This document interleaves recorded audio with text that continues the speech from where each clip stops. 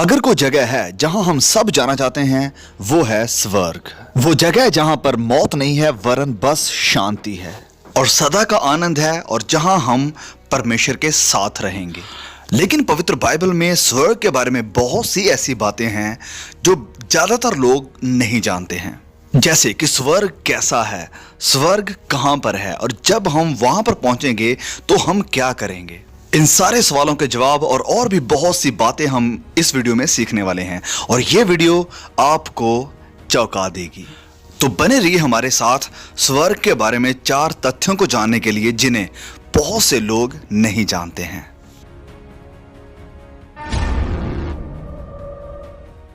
सबसे पहला तथ्य कि स्वर्ग हमारे इस यूनिवर्स के भीतर नहीं है। बहुत से लोग सोचते हैं कि शायद परमेश्वर का सिंहासन किसी दूसरे प्लैनेट पर है और उसके स्वर्गदूतों का घर शायद किसी अलग ही गैलेक्सी में है। लेकिन वचन हमें बताता है कि परमेश्वर के स्वर्ग का सिंहासन किसी दूसरे प्लैनेट पर या किसी दूसरी गैलेक्सी पर या इस यूनिवर्स के भीतर कहीं नहीं है। वरन परमेश्वर का वचन हमें बताता है कि परमेश्वर के रहने का स्थान इतना हमसे दूर है कि वो इस यूनिवर्स, इस कायनात से बाहर है। याद है जब प्रभु यीशु मुर्दों में से जी उठे थे, वचन बताते हैं कि वह सारे बादलों आकाशों में से ऊपर उठा लिया गया ताकि परमेश्वर के दाहिने हाथ बैठे। जब हम वचन में देखते हैं प्रेरितों के काम अध्याय 2 वचन 33, वहां पर लिखा है कि he was exalted to the right hand of God. और फिर हमें इफिसियों अध्याय 4 वचन 10 में भी देखने को मिलता है, यहां पर लिखा है और जो उतर गया ये वही है जो सारे आकाश से, हेवन से ऊपर चढ़ भी गया कि सब कुछ परिपूर्ण करे। तो यहां पर लिखा है कि वह सारे आकाश, इंग्लिश में हेवंस से ऊपर चढ़ गया। तो जब हम इस हेवंस का ग्रीक शब्द देखते हैं तो इसे ग्रीक में कहते हैं यूरोनोस। तो ग्रीक में इस शब्द यूरोनोस का मतलब है विजिबल स्काई, जिसे हम देख सकते हैं। यहाँ पर देखिए यूनिवर्स, कायनात। तो अगर हम इसका लिटरली ऐसे ही ट्रांसलेशन करें तो ये वचन असल में कह रहा है कि प्रभु यीशु इस सारी कायनात, सारे हेवंस, सारी कायनात से, सारे यूनिवर्स से ऊपर उठा लिया गया ताकि परमेश्वर के दाहिने हाथ बैठे। और फिर वचन संहिता उसके अध्याय 113 में लिखा है कि उसकी महिमा यानी यहोवा की महिमा आकाश से भी ऊंची है, मतलब कि यूनिवर्स यानी कायनात से भी ऊंची है। और फिर यहां पर वचन 5 और 6 में लिखा है कि हमारे परमेश्वर यहोवा के तुल्य कौन है, वह तो ऊंचे पर विराजमान है और आकाश और पृथ्वी पर भी दृष्टि करने के लिए झुकता है। तो परमेश्वर के रहने का स्थान इतना ऊंचा और इतना दूर है कि वह अपने नजरिया से इस सारे यूनिवर्स को ऊपर से देख सकता है। तो ये बात असल में एक्चुअली ज्यादा सेंस बनाती है कि परमेश्वर का सिंहासन इस कायनात, इस यूनिवर्स से बाहर है क्योंकि उसने इस यूनिवर्स को बनाया है। इब्रानियों अध्याय 11 और उसके आयत 3 में लिखा है कि विश्वास ही से हम जान जाते हैं कि सारी सृष्टि यानी यूनिवर्स की रचना परमेश्वर के वचन के द्वारा हुई है। तो देखिए वचन हमें इस सारी सृष्टि की शुरुआत के बारे में बताता है। जब उसने कहा कि उजियाला हो जाए और जब परमेश्वर ने ऐसा कहा तो उसी वक्त परमेश्वर ने इस सृष्टि को बनाना और बढ़ाना शुरू कर दिया उस हालात में जिसमें आज हम इसे देखते हैं। और कुछ साइंटिस्ट इसे बिग बैंग कहते हैं। आप इसे जो कुछ भी कहें, लेकिन ये जाने कि एक वक्त था जब परमेश्वर ने इस कायनात के सृष्टि को बनाना शुरू किया। तो जब हम इस तथ्य को समझ लेते हैं कि परमेश्वर ने इस पृथ्वी को बनाया, he is the cause of this universe, तो हम ये भी जान लेते हैं कि वो इस यूनिवर्स से, इस सृष्टि से बाहर हैं। He is outside of this universe. तो जब सच्चाई यह है कि परमेश्वर ने इस यूनिवर्स को बनाया है तो यह साबित कर देती है बात कि वो इसकी लिमिट से बंधा हुआ नहीं है। भले ही ये यूनिवर्स, ये कायनात, ये सृष्टि हमें बहुत बड़ी लगे, लेकिन उस परमेश्वर के लिए जिसने इसे बनाया है ये एक डिब्बे की तरह है। उसने इस डिब्बे को बनाया है। अब जबकि उसने इस डिब्बे को बनाया है तो इसका मतलब है कि वो इससे बाहर है। और इस यूनिवर्स में कुछ है जिसे हम कहते हैं वक्त यानी टाइम। लेकिन हम जानते हैं कि परमेश्वर अनंत काल यानी इटर्निटी में रहते हैं, जिसकी ना तो कोई शुरुआत है और ना ही कोई अंत है। और परमेश्वर इतने अद्भुत हैं कि वह जब भी चाहें हमारे इस स्पेस और टाइम में प्रवेश यानी एंटर कर सकते हैं, और जब भी चाहें इसे छोड़कर अपने ऊंचे स्थान में जा सकते हैं। और स्वर्गदूत भी ऐसा कर सकते हैं क्योंकि उनके पास एक ग्लोरीफाइड बॉडी है, जिससे कि वह इस कायनात, इस यूनिवर्स के किसी भी हिस्से में कभी भी जा सकते हैं। तो ध्यान से सुनिए इन सारी बातों को। साइंटिस्ट हमें बताते हैं कि ये सारा यूनिवर्स एक्सपैंड कर रहा है यानी बढ़ रहा है, और जो टाइम है वो इससे लिमिटेड है। अब इसका मतलब ये है कि अगर आप इतनी तेज चल सकें कि आप इस यूनिवर्स, इस सृष्टि से बाहर चले जाएं, तो आप एक ऐसे स्थान पर चले जाएंगे जो कि टाइम यानी वक्त से बाहर है, अनंत काल की जगह, और वहीं पर है परमेश्वर का सिंहासन। तो प्लीज़ इन सारी बातों को बहुत ही ध्यान से सुनिए, और मेरी रिक्वेस्ट है कि प्लीज़ इस वीडियो को शेयर जरूर कीजिए। तो मैं यहाँ पर एक बार फिर से कहना चाहता हूँ कि परमेश्वर किसी दूसरी गैलेक्सी या किसी दूसरे प्लैनेट पर नहीं है, वरन उसका रहने का स्थान बहुत बड़ा और इस यूनिवर्स से बाहर है। अब चलिए बढ़ते हैं हमारे दूसरे तथ्य की तरफ कि स्वर्ग, यहाँ परमेश्वर का सिंहासन उस जगह पर है जहाँ पर प्रभु यीशु के आने तक हम टेम्पररीली मरने के बाद जाते हैं। अब यहाँ पर बहुत सारी कंफ्यूजन है, क्योंकि कुछ लोग कहते हैं कि मरने के बाद आपकी आत्मा सोई रहती है यानी जगी हुई नहीं होती है, और प्रभु यीशु के आने के बाद आप स्वर्ग में जाएंगे। अब मैं यहाँ पर इस बात को स्पष्ट करना चाहता हूँ और यहाँ पर कहना चाहता हूँ कि अगर आप मानते हैं इस बात को कि मरने के बाद आपकी आत्मा सोई हुई रहती है, तो आप इसे मान सकते हैं। हमें यहाँ पर डिबेट करने की जरूरत नहीं और हर बात पर एग्री होने की जरूरत नहीं है। लेकिन मैं यहाँ पर कहना चाहता हूँ कि क्यों मैं और बहुत से और लोग ये मानते हैं कि मरने के बाद हम कॉन्शियस होते हैं और हमारी आत्मा जगी हुई होती है और हम परमेश्वर के सिंहासन के पास जाएंगे। तो सबसे पहला कारण कि हम इस बात पर क्यों विश्वास करते हैं वो ये है कि संत पौलुस दूसरे कुरिन्थियों में लिखते हैं कि उसका जीवन कितना मुश्किलों से भरा हुआ था। वह इस बात का जिक्र करता है कि वह जिंदा रहना चाहता है परमेश्वर के काम के लिए, लेकिन इससे भी उत्तम या बेहतर यह है कि इस शरीर को छोड़कर मसीह के पास रहूं। इस बात का जिक्र हम पढ़ते हैं दूसरा कुरिन्थियों अध्याय 5 वचन 8 में लिखा है, इसलिए हम डांडस बांधे रहते हैं और देह से अलग होकर प्रभु के साथ रहना और भी उत्तम समझते हैं। तो जब संत पौलुस कहते हैं कि देह से अलग होकर मसीह के साथ रहने के बारे में, तो बहुत से स्कॉलर इस बात पर सहमत हैं कि संत पौलुस यहाँ पर इशारा कर रहे हैं कि भले ही उनका शरीर कब्र में होगा, लेकिन उनकी आत्मा स्वर्ग में मसीही यीशु के साथ होगी। अब मेरा सवाल यहाँ पर यह है कि क्यों संत पौलुस शरीर को छोड़ आत्मा में परमेश्वर के साथ रहना चाहेंगे? अगर मरने के बाद आत्मा सोई हुई होती है, जगी हुई नहीं होती है, मरने के बाद कॉन्शियस नहीं रहती है, तो समझिए संत पौलुस यहां पर जानते थे कि उनकी आत्मा मरने के बाद जगी हुई होगी, कॉन्शियस होगी, और वह प्रभु की उपस्थिति में आनंदित होंगे, भले ही उनका शरीर कब्र में होगा।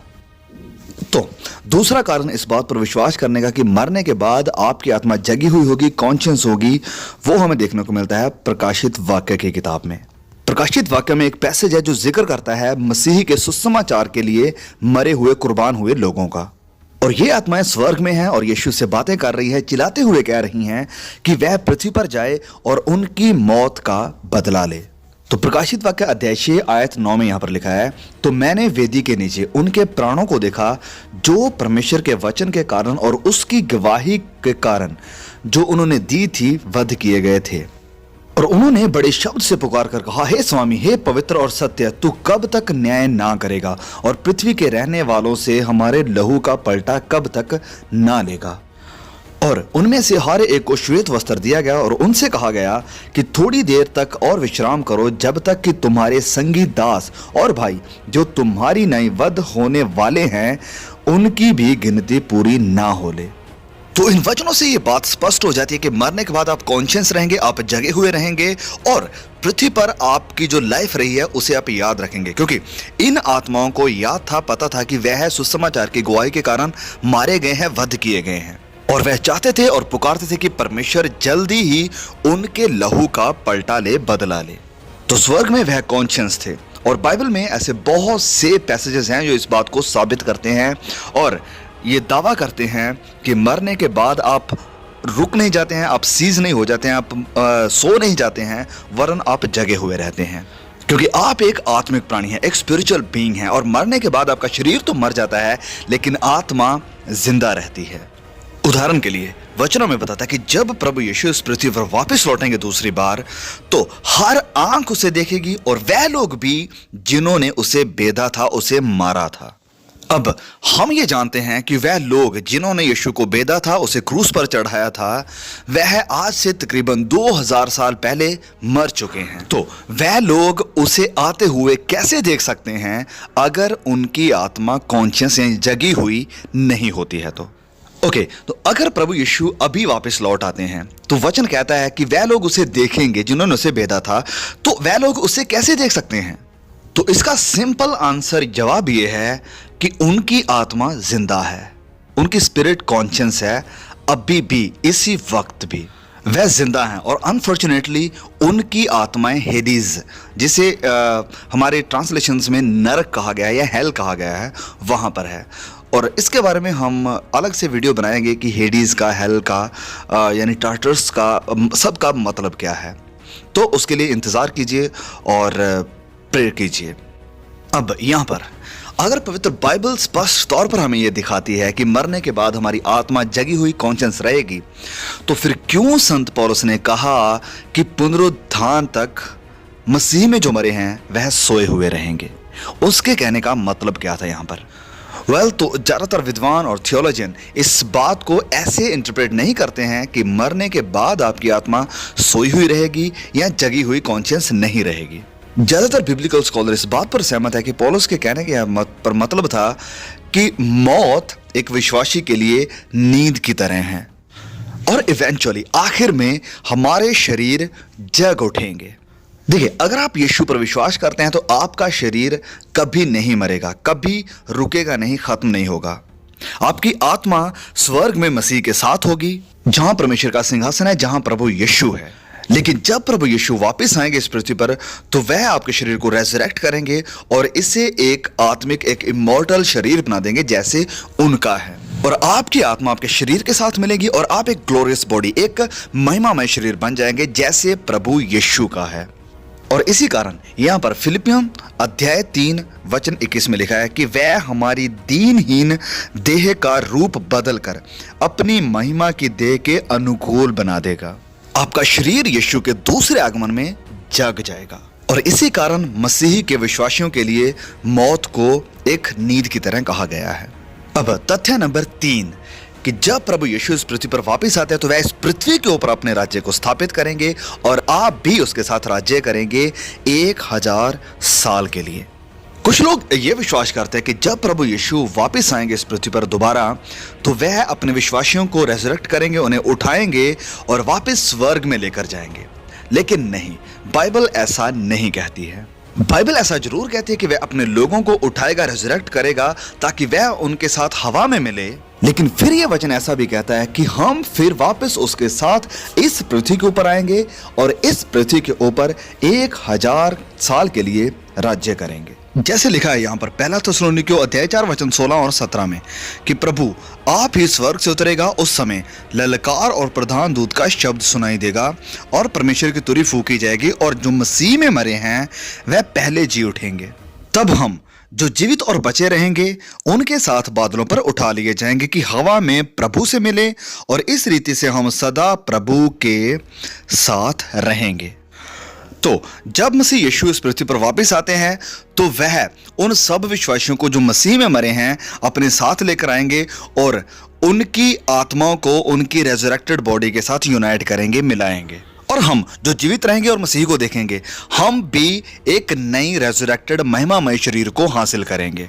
और फिर हम वापस स्वर्ग में नहीं जाएंगे, वरन हम महिमामय शरीर को हासिल करके प्रभु यीशु के साथ वापस इस धरती के ऊपर आएंगे।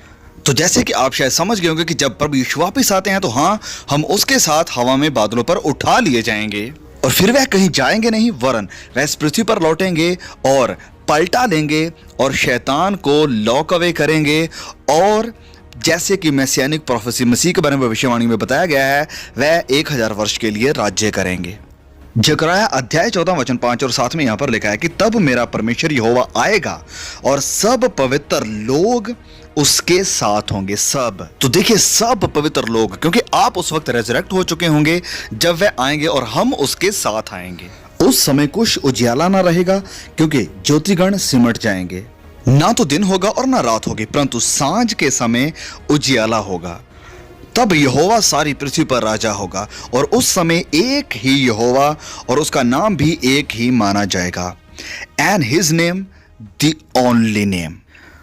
तो जब प्रभु यीशु इस पृथ्वी पर वापस आते हैं तो हम उसके साथ आएंगे राज्य करने के लिए, मसीही के साथ। और तब कोई और हुकूमत नहीं होगी, वरन परमेश्वर का, मसीह यीशु का राज्य होगा। और फिर प्रकाशित वाक्य की किताब इस बात की गवाही देती है कि जब प्रभु यीशु आएंगे तो हम भी उसके साथ 1000 वर्ष के लिए राज्य करेंगे।